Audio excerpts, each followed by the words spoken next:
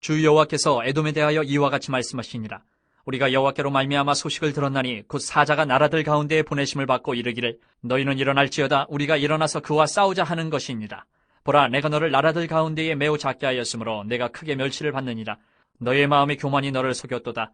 바위 틈에 거주하며 높은 곳에 사는 자여, 내가 마음에 이르기를 누가 능히 나를 땅에 끌어내리겠느냐 하니, 내가 독수리처럼 높이 오르며 별 사이에 깃들일지라도 내가 거기에서 너를 끌어내리리라. 여호와의 말씀이니라. 혹시 도둑이 내게 이르렀으며 강도가 밤중에 내게 이르렀을지라도 만족할 만큼 훔치면 그치지 아니하였겠느냐?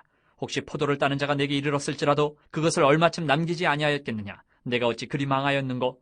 에서가 어찌 그리 수탈되었으며 그 감춘 보물이 어찌 그리 빼앗겼는고? 너와 약조한 모든 자들이 다 너를 쫓아 변경에 이르게 하며 너와 화목하던 자들이 너를 속여 이기며 내 먹을 것을 먹는 자들이 내 아래에 함정을 파니 내 마음에 지각이 없음이로다. 여호와의 말씀이니라. 그날에 내가 에돔에서 지혜 있는 자를 멸하며 에서의 산에서 지각 있는 자를 멸하지 아니하겠느냐. 드마나 내 용사들이 놀랄 것이라. 이로 말미암아 에서의 산에 있는 사람은 다 죽임을 당하여 멸절되리라. 오늘 이 시간 잠시 말씀 나누기 전에 우리 합심하여 기도하기 원합니다. 화면을 참고하시고 오늘은 대구기지에 있는 우리 부대들을 위해서, 기독군인 MCF를 위해서 우리 같이 기도하기 원합니다. 우리 대구기지에 있는 주요 부대들을 주님 지켜주시고 지휘관들에게는 온전한 리더십을, 보좌하는 참모들에게는 지혜와 능력을 부어 주옵소서. 기도하시고 오늘도 대구기지에서 출격하는 모든 항공기의 이착륙을 안전하게 지켜주시고 모든 조종사들의 조종관을 붙잡아 주옵소서. 모든 지상요원들의 안전을 지켜주시고 모든 것을 운영하고 협력할 때 사람의 마음의 안전까지도 지켜주옵소서. 부대 내의 기독군인들이 하나님의 자녀라는 정체성을 분명하게 가지고 부대에 하나님의 선한 영향력을 펼치고 사랑을 증거하도록, 특별히 오늘 진행되는 11월 MCF 오찬기도회를 통해서 기지 내 모든 기독군인 군무원들 연합하게 해달라고, 섬기는 교회가 다르지만은 그리스도인으로서의 사명을 감당케 하여 달라고, 또 오늘 지원하신 우리 여전도회와 권사회와 교회 여러 주의 여종들을 기억하여 주시고 복을 나리어 주시도록 우리 같이 합심하여 주여 한번 부르고 기도하겠습니다. 주여, 걸어가신 하나님 아버지, 오늘도 이 시간 합심하여 주님 앞에 간절히 간구하고 기도합니다. 하나님, 대구기지의 군수사와 전투사와 11병비와 3전대 등 주요 부대들을 지켜주시옵소서. 주님, 부대 지휘관들에게 온전한 리더십을 부어주시기 원합니다. 보좌하는 참모들에게 지혜와 능력을 더하여 주시옵소서. 임무를 완수하며 아버지 국민에게 신뢰받으며 대한민국을 지키는 가장 높은 힘, 공군의 일원으로서 자랑스럽게 모든 임무를 완수하도록 인도하여 주시옵소서. 주님, 대구기지에서 출격하는 모든 항공기의 이착륙을 지켜보아 주시고 모든 조종사들의 조종관을 붙잡아 주셔서 안전한 가운데 임무를 완수할 수 있도록 역사하여 주시고 인도하여 주시옵소서. 정비사, 무장사, 관제사들을 비롯하여 모든 지상작전 요원들의 안전을 지켜보아 주시고 모든 것을 운영하고 협력할 때에 사람의 마음의 안전까지도 주님 지켜보아여 주시옵소서. 오늘도 부대 장병들을 눈동자와 같이 지켜주시고 건강 도와주시며 안전을 허락하여 주시옵소서. 주님, 부대 안에 수많은 기독군인들, 군무원들이 있습니다. 하나님의 자녀라고 하는 분명한 정체성을 가지고 하나님이 인도하시고 보호하시고 공급하시고 하나님 도와주실 때 선한 영향력을 펼치게 하시며 하나님의 사랑을 증거하는 복의 근원, 복의 통로 되게 하여 주시옵소서. 하나님께서 그들이 함께하여 주시고 주님의 권능 능력을 나타내 보여 주옵소서. 주여, 오늘 진행되는 11월 MCF 보창기도를 통해서 기지 안의 모든 기독군인 군무원들이 연합하게 하여 주시오며 섬기는 교회가 다 다르지만은 한 분 하나님을 섬기는 그리스도인으로서 사명을 감당하도록 역사하여 주시옵소서. 주여, 우리를 지켜주시고 인도하여 주시며 우리 모두의 기도를 주님으로 응답하여 주시옵소서. 살아계신 하나님, 오늘도 이 아침 저희들 합심하여 기도하게 하시니 감사합니다. 대구기지에 있는 주요 부대들을 주님께서 지켜주시고 함께하여 주옵소서. 주님이 기지 안에 있는 수많은 기독군인 기독군무원들, 섬기는 교회가 다르지만은 한 분 하나님을 섬기는 그리스도인으로서 복음을 증거하며 하나님 정체성을 드러내며 맡겨진 사명 감당하도록 인도해 주옵소서. 예수님의 이름으로 기도하옵나이다. 아멘. 오늘도 우리 특별 새벽 기도회 현장에서 또 영상으로 함께 하시는 우리 모든 성도 여러분 환영하고 축복합니다. 이 기간에 한 단계 더 도약하고 성장하는 복되고 아름다운 시간이 되시기를 간절히 소원합니다. 오늘 우리는 오바댜서를 읽었습니다. 오늘이 이제 11월 1일 되었죠. 달이 바뀌었고 이제 10월 말 어제까지는 열왕기상을 묵상했고요. 이제 오늘과 내일은 짧지만은 오바댜서를 짧게 선지서의 말씀을 묵상합니다. 여러분, 오바댜서는 1절 보시는 바와 같이 오바댜의 묵시라 이렇게 시작하죠. 오바댜라고 하는 선지자가 있었는데 그 선지자가 하나님께로부터 받은 예언의 말씀, 묵시의 말씀, 그게 오바댜서입니다. 여러분, 이 오바댜서가 언제 쓰여졌냐? 어떤 이들은 성경을 쭉 검색해봐서 오바댜라는 이름이 몇 번 나오는데 그 사람인가 그렇게 추측하지만은 사실은 내용과 연계된 사람은 잘 찾아보기가 어렵죠. 다만 열왕기하 8장에 보면 여호람 왕 때에 이 에돔 나라를 정벌하는 이야기가 등장하는데 아마 그때 에돔이 심판을 당했을 거다. 그러니까 오바댜가 그 즈음에 활동하지 않았겠는가. 그래서 어떤 분들은 이 오바댜서가 선지서 가운데 가장 앞서서 먼저 쓰여졌을 거다 이렇게 추측하는 분들도 있고, 또 어떤 분들은 훨씬 뒤에 남유다 말기에 바벨론에 의해서 고통당할 때 이 에돔이 바벨론을 도와가지고 하나님 나라 유다를 고통스럽게 했었던 그런 기록이 있는데 포로기 이후에 하나님의 심판을 선언했을 거다 이렇게 말하기도 합니다. 그런데 이런 문제들은 우리하고 상관이 없이 신학자들이 연구하면서 더 좋은 증거를 찾으면 될 것이고, 오바댜의 연대가 언제이든지 간에 이 오바댜의 말씀을 수천 년 후에 우리가 묵상하게 되면서 우리 하나님 주시는 은혜를 깨닫게 되고 또 하나님 마음 얻는 것이 더 중요할 것입니다. 여러분, 오늘 말씀은 에돔이라는 나라, 그 나라에 대한 심판을 선포하는 거죠. 여러분이 에돔 족속들은 에서의 후손입니다. 아브라함이 있고 그리고 그 아브라함이 하나밖에 없는 독생자 아들 이삭을 낳았죠. 그리고 이삭이 낳은 아들 야곱과 에서와 야곱인데, 야곱은 12아들 12지파로 발전하면서 이스라엘이 된 것이고, 그 야곱의 형이었던 에서, 그 에서의 후손이 에돔 족속인 것이죠. 오늘 1절 보시면 여호와께서 에돔에 대하여 이와 같이 말씀하시니라 이렇게 말합니다. 에돔에 대한 예언이다. 1절 끝에 그 에돔이 어떻다는 거냐? 우리가 일어나서 그와 싸우자 그렇게 말하죠. 2절 끝에 보면 네가 크게 멸시를 받느니라.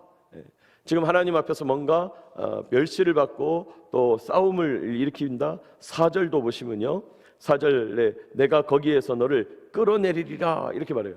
하나님께서 에돔을 끌어내린다. 5절 도둑들도 훔치더라도 조금 남기는 법인데 포도를 추수할 때도 동물들 먹으라고 새들 먹으라고 조금 남기는 법인데 네가 어찌 그렇게 망하였는고. 6절 에서가 어찌 그리 수탈하였는가 이렇게 말합니다. 또 9절 끝에도 보시면 9절 끝에도 에서의 산에 있는 사람은 다 죽임을 당한다, 멸절당한다 이렇게 표현하고 있어요. 자, 에서의 후손 에돔이 하나님 앞에 심판을 당하고 있다 그 얘기죠. 자, 그렇다면 왜 이렇게 심판을 당하냐? 왜 이렇게 강한 어조로 하나님께서 말씀하시는가? 왜 이렇게까지 멸시를 받고 죽임을 당하고 멸절을 당하는가? 답은 3절에 있습니다. 여러분, 3절 보시면 너의 마음의 교만이 너를 속였도다 이렇게 말해요. 여러분, 에돔이 왜 심판당해요? 교만 때문이에요. 에돔이 왜 멸시를 받아요? 교만 때문이에요. 에돔이 왜 이렇게 멸절을 당하고 고통을 당해요? 교만 때문이에요. 교만 때문에 망했다는 거예요. 근데 그게 사람의 평가가 아니라 하나님의 평가예요. 하나님의 진단이에요. 너의 교만 때문에 너는 망하게 되었다. 자, 그러면 우리는 한 단계 더 나아가서 에돔이 그렇다면 왜 그렇게 교만했을까? 여러분이 에돔 뭐 그렇게 교만하여서 이렇게까지 심판을 당할까? 사실은 에돔이 이후의 역사를 보면 이 에돔이라는 족속, 에돔이라는 나라 형태로 존재하다가 예수님 시대에 이두메라는 지역으로 남아 있었어요. 이두메. 근데 그나마도 이제 기원 후 70년, AD 70년 예루살렘 멸망 이후에는 이 이두메 족속들조차도 흔적 없이 다 사라지게 되면서 지금은 더 이상 역사에 존재하지 않는 나라, 역사에 존재하지 않는 족속이 된 거죠. 자, 뭐가 그렇게 교만해서 이렇게 멸절을 당했던가? 우리 함께 묵상하면서 주님 마음 얻기를 원합니다. 첫째로 에돔은요, 지리적인 이점 때문에 교만했어요. 지리적인 이점이 있다는 거예요. 지리적인 이점, 무슨 말이냐? 그들이 살던 이 바위산, 산이 아주 유용했다는 거죠. 여러분이 3절 말씀을 같이 한번 읽어볼까요? 3절, 너의 마음의 교만, 시작. 너의 마음의 교만이 너를 속였도다. 바위 틈에 거주하며 높은 곳에 사는 자여, 내가 마음에 이르기를 누가 능히 나를 땅에 끌어내리겠느냐 하니, 그랬어요. 여러분, 에돔은 바위 틈에 거주했다고 말해요.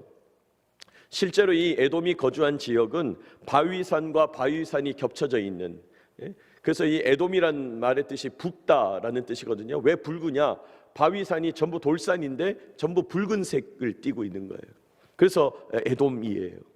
그러다 보니까 이 에돔은 바위산 위에 거주하면서 적들이 오면 그 바위산 사이를 이렇게 숨어 지내면서 발각되지 않는 거예요. 또 적들이 오면 내려다보면서 싸우는 거예요. 그러니까 이 적들이 에돔을 먹을 수가 없는 거죠.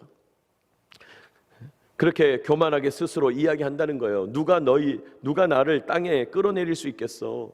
누가 나를 능력이 있어서 땅에 끌어내리겠느냐? 이렇게 교만했다는 거예요. 지리적인 이점이 있는 거죠. 환경적인 이점이 있는 거죠. 여러분, 우리 주변에도 보면 또 우리 자신들도 지리적인 이점으로 인해서, 환경적인 이점으로 인해서 교만한 사람들이 있죠. 어떤 사람들입니까? 태어날 때부터 부자인 사람, 금수저죠? 그 환경적인 이점이에요.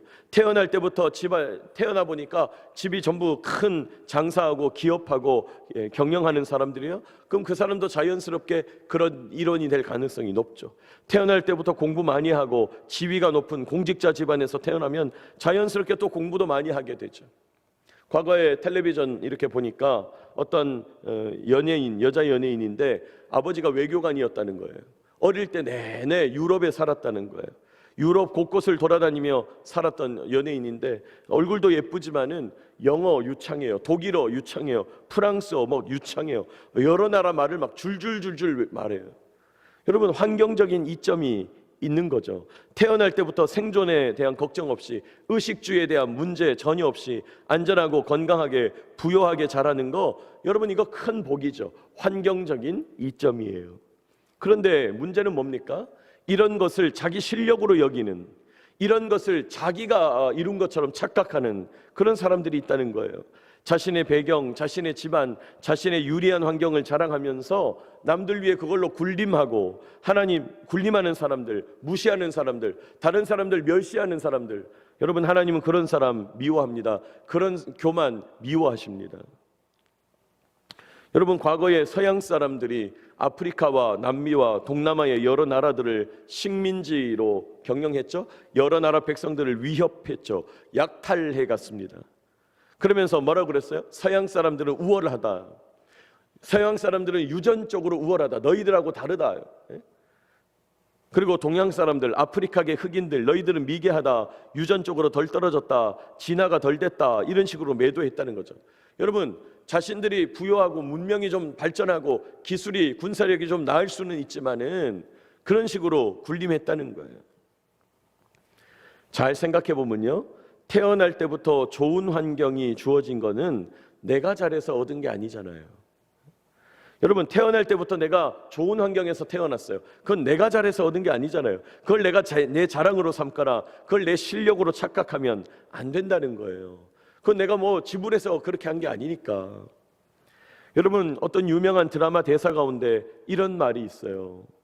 니들 같은 사람은 삼루에서 태어났는데 꼭 지가 삼루타를 친 줄 알더라. 이런 영화 대사가 있어요. 아니, 니는 삼루에서 태어나 놓고 홈에서 매우 가까운 곳에서 태어나 놓고 자기 실력인 줄 안다는 거예요. 자기가 삼루타 친 줄 안다는 거예요. 여러분, 그렇습니다. 좋은 환경에서 태어났을 뿐인데 그걸 자기 실력이라고 착각해요. 좋은 환경에서 태어났을 뿐인데 그걸 자기 자랑거리로 삼고 다른 사람 무시하고 멸시해요. 그건 교만한 것입니다. 어리석은 거예요. 여러분, 다른 사람과 다르게 내가 환경적인 이점이 있다? 그저 감사하기만 해야 되는 거죠. 내가 노력해서 얻은 것이 아니니까 더욱더 감사해야 되는 것이죠. 그리고 내가 남들에게 없는 것을 가졌다면요, 하나님이 왜 다른 사람한테 안 주고 나한테 많이 주셨냐? 내 사명이 뭐냐? 내 책임이 뭐냐? 내 분량이 뭐냐? 여러분, 그것을 묵상해야 된다는 거예요. 내 역할은 뭔가? 그것을 고민해야 된다는 거예요. 여러분, 우리는 대한민국에 태어났다고 하는 환경적인 이점이 있죠. 당장 저만 하더라도 모태신앙인데, 모태신앙인 사람들은 태어날 때부터 교회 다녔어요. 그리스도인이에요. 환경적인 이점이 있는 겁니다. 근데 사람들은 자꾸 자랑만 해요. 아, 내가 몇 대 신앙이다. 그거 몇 대 신앙이고 참 존경할 일이에요. 그런데 겸손하면 참 좋은데 막 나가서 나는 몇 대 신앙이라고 막 의시되지나 말든가. 여러분, 나를 대한민국에서 태어나서 풍요롭게 하시는 이유가 있을 거 아니에요? 하나님께서 왜 나를 이 좋은 곳에 태어나서 누리게 하시냐? 누구를 위해서 살 거냐? 어떤 사람들 도우면서 살 거냐? 기도하면서 사명 감당해야 되죠. 다른 사람은 예수님을 모르는데 왜 나는 예수님을 알고 믿고 예수님의 능력으로 이 땅에서 권세 있게 살아가게 하는가? 여러분, 나는 왜 이렇게 좋은 것 받았는가? 하나님 앞에서 사명을 깨달아야 되는 거예요. 나는 무엇을 하면서 살아야 되는가? 해석을 해내야 되는 거예요. 여러분, 환경적인 이점을 교만의 이유로 삼지 않으시기를 축복합니다. 그게 교만의 이유가 돼서는 안 돼요. 환경적인 이점을 오히려 사명이 돼야 되죠. 하나님 왜 이렇게 부어주시는가? 하나님 왜 이렇게 복을 주시는가? 아, 나는 다른 사람보다 더 좋은 환경이라고, 다른 사람보다 더 좋은 여건이라고. 여러분, 자랑할 것이 아니고 사명을 깨달아야 합니다. 사명을 깨닫는 저와 여러분 되시기를 축복합니다. 두 번째로 에돔은요, 관계적인 이점으로 인하여 교만했습니다. 관계적인 이점으로 인해서 교만했다. 여러분, 관계적인 이점이 뭡니까? 주변 나라와 두루두루 잘 지냈다는 거예요. 외교를 잘했다는 거예요. 그래서 위기 관리, 전쟁 관리를 잘했다는 것이죠. 여러분, 오늘 말씀 7절 한번 같이 읽어볼까요? 7절입니다. 시작. 너와 약조한 모든 자들이 다 너를 쫓아 변경에 이르게 하며 너와 화목하던 자들이 너를 속여 이기며 내 먹을 것을 먹는 자들이 내 아래에 함정을 파니 내 마음에 지각이 없음이로다. 무슨 말입니까? 네가 어리석어 가지고 너와 약조한 자들이 다 너를 쫓게 될 거다. 너와 외교 관계 맺고 동맹 맺고 조약 맺은 나라들이 다 나중에 너를 공격하게 될 거다. 너와 화목하던 자들, 좋은 관계 가지고 있던 자들이 네 아래에서 네가 모르는 사이에 함정을 파고 있을 거다. 그 얘기하는 거예요. 여러분, 이 관계적인 이점, 이거 다 한때죠. 여러분, 국제사회의 관계에서 유명한 격언이 있잖아요. 국제관계에서는 나라와 나라 사이에서는 영원한 우방도 없고 영원한 적도 없는 거예요. 영원한 동지도 없고 영원한 적도 없는 거다. 무슨 말입니까? 심지어 개인과 개인 사이에서도 그걸 경험하는 사람들이 많죠. 영원한 친구도 없고 영원한 적도 없는 거예요. 원수도 없는 거예요. 한때 나와 잘 지냈는데 나를 도와주는 사람이고 또 내가 그 사람 도와주었는데 그만 사소한 일 때문에 관계가 깨지게 되고 나중에는 오해가 쌓이고 원수가 되고 서로 어려움을 주는 그런 일들이 비일비재하죠. 여러분, 관계적인 이점도 다 한순간이에요. 그렇다면 관계에 대한 이 신앙적인 원리가 뭘까요?